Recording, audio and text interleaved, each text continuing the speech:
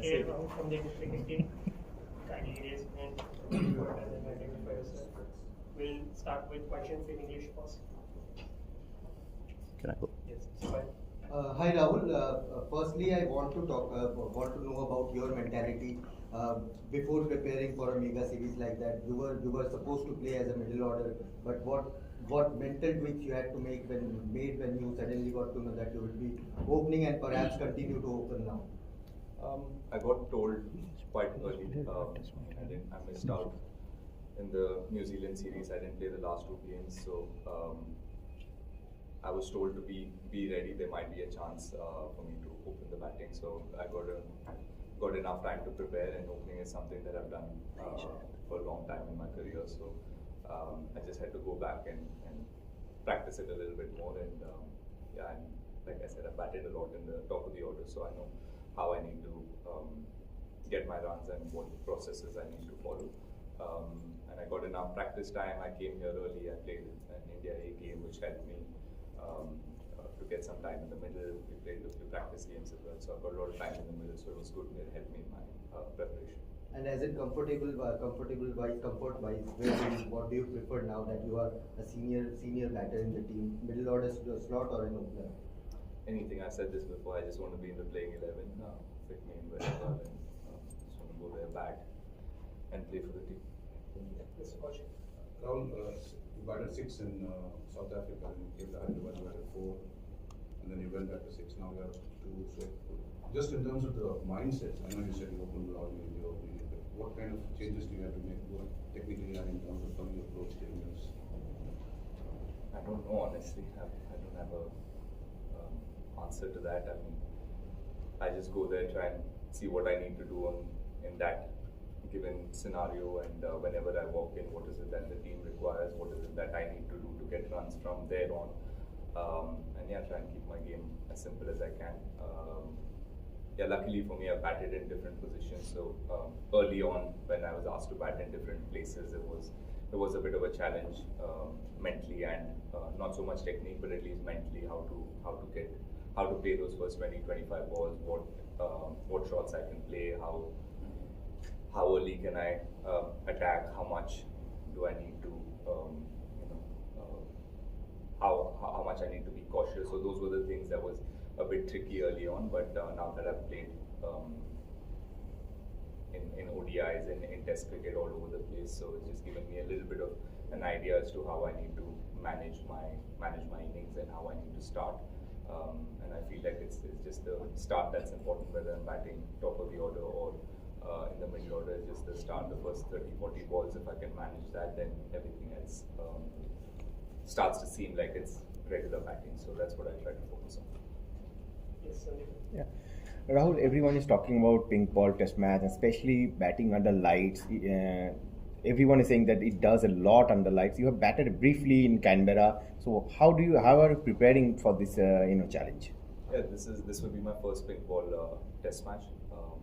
So I don't have game experience as much as some of the other players who played. So for us, it's just about speaking to the guys who played and trying to understand what were the things that they found hard, or what was how did they manage to, if there were any changes that they made.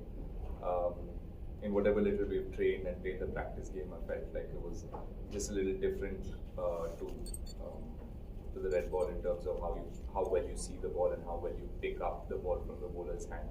That's been a bit of a challenge, but so we've got a bit of time. We've been training hard, and hopefully by the time the game starts, we would have had enough practice sessions and we'll get used to what the pink ball does. Yeah. Mr. Muntu and then Mr. Mohammed. Hi Rahul, you've opened the batting in a lot of tough places, especially fast bowling friendly pitches and stuff, and you've had a lot of success. How do you work on that? Because it looks like you put a lot of priority in leaving the ball, playing under the eyes, and all of that. So what's your what are the things that the checklist that you have when you go out to the middle and you know the pitch is going to be fast ball friendly and the fast bowlers are going to be coming at you? Yeah, like I said, I try and keep it really simple. The new ball does do a lot, so you need to respect the first 20-25 overs and try and soak in the pressure and try and get used to the pace or whatever the wicket's doing. Just try and get used to it, and if you can get through that period, then like I said, batting seems pretty normal to wherever you are in the world. So it's about managing those first 20-25 overs, and like you rightly mentioned, those are the things, those are the key points that you need to really work on: playing the ball late, leaving a lot of balls, and waiting for the bowlers to come to you. So those are the things that I try to do. And I've played in different conditions. So when you do well in different conditions, in pace-friendly conditions, or away from home, you do get a little bit of confidence, and you do understand how you need to do it, and you try and repeat those processes again and again. Jaiswal had spoken about the kind of role that you played in helping him during his innings. Could you talk us through the kind of equation that you were sharing with him, and also in terms of mental clarity of how you want to sort of go about your innings? Is that something that you already have a very set pattern? You kind of know what you really want to do? Yeah, with Jaiswal, it's the first time I'm actually batting with him. I don't think we've batted together before this. In first innings, we didn't really get enough time. He got out really early, so. But we did have a few chats before in training sessions as well, and I tried to share whatever little I've learned from playing here in Australia and facing up against the new ball. So those were the conversations that we had. But in the second innings, obviously, it was a really important period that second day where we had to put runs on board, and we knew if we can do that, we'll be ahead in the game. And for that, I've realized how important the opening partnership is when you travel overseas. So just try to speak to him, calm him down, and I could, like I said, I saw a little bit of myself when I was here 10 years ago, opening the batting for the first time. A lot of doubts, a lot of nerves, and you keep doubting your own game, and there's a lot that happens in your head. So the only thing that you can do is to slow things down, try and take a few deep breaths and focus on one thing, and that's what was passed on to me by my fellow opening partner back then, Rohit Jaiswal. So I just passed that on to him, and again, it's the same again with him. Once he got past those first 30-40 balls, he started to feel a little bit more confident, and he was seeing the ball really well, and he batted beautifully. So it was just about trying to help him in that first 30-40 balls, and then he was good.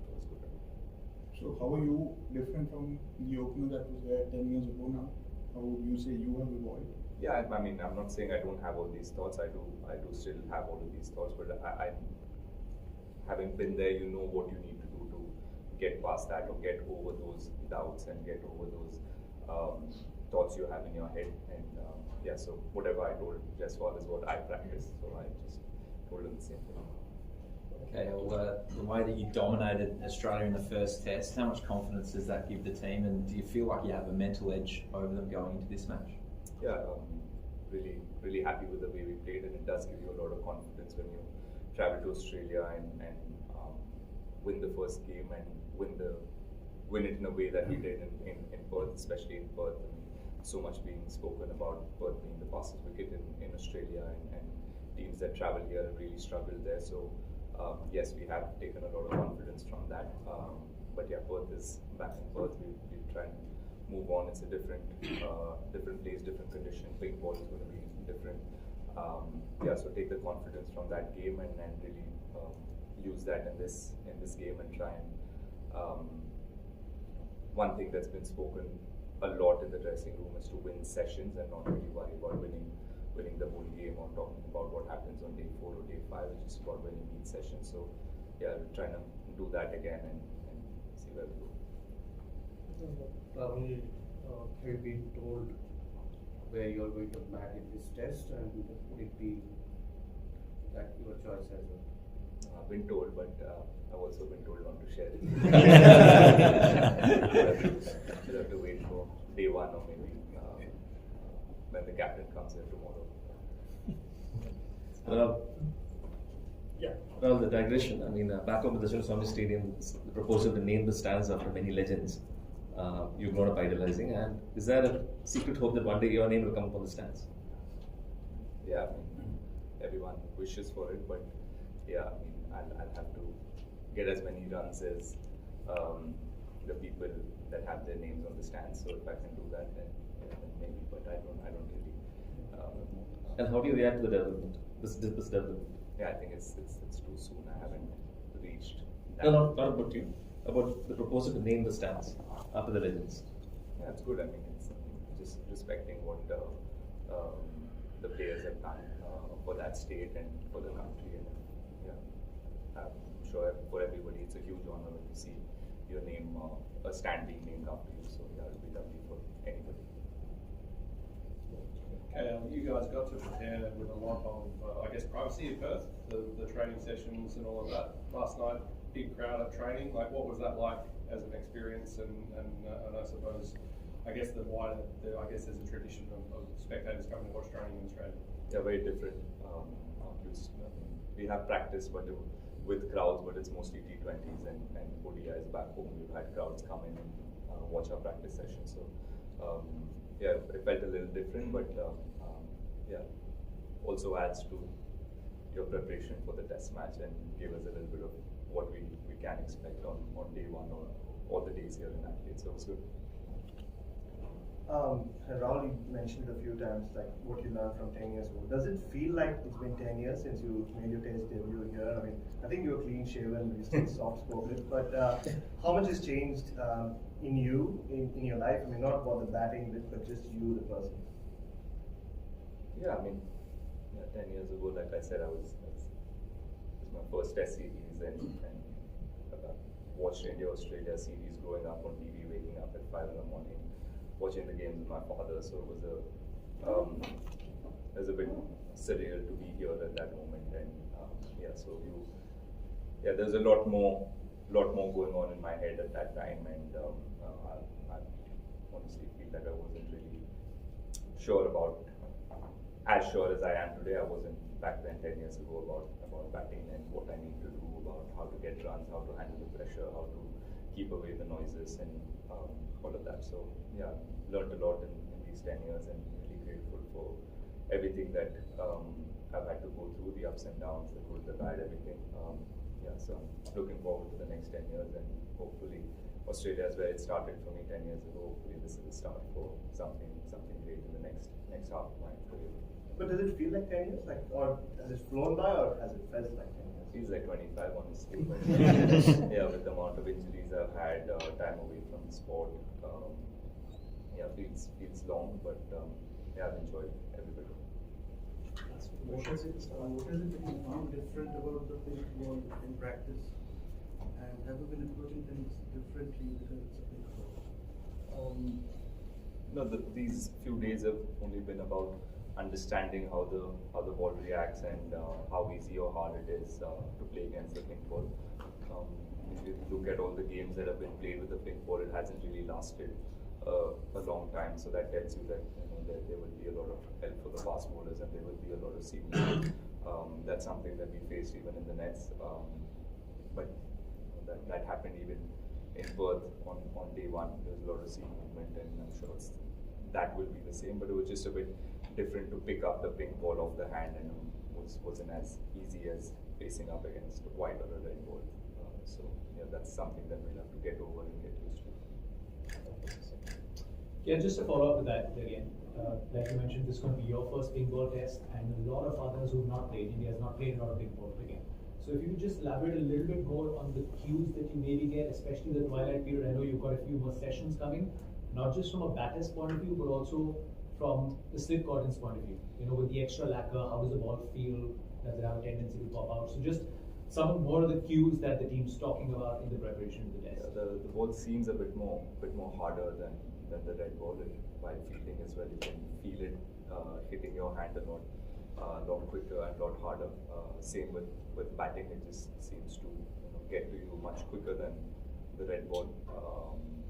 It does seam around a little bit more than the red ball. So yeah, that's the challenge we're looking forward to. And like you said, for me it's exciting because it's my first pink ball game, so I'm going in with a clean slate and